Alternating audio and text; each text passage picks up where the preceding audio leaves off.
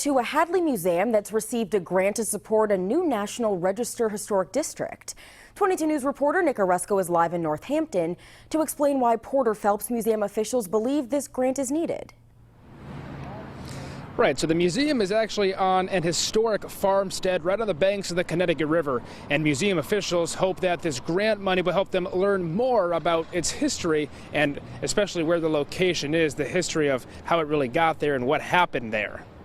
The Porter-Phelps-Huntington Foundation announced that the Massachusetts Historical Commission has received a grant of just about $19,000, a little bit more than that, from the National Park Service. The grant will help update and expand existing National Register documentation for the museum property to include information on the enslaved people and prisoners of war who worked at the site in the 18th century.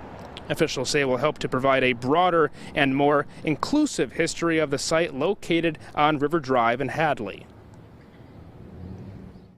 The Massachusetts Historical Commission will also be able to discover more information and, the history of slavery in the Connecticut River Valley and indeed in the North in general is a history we're only just beginning to pay attention to.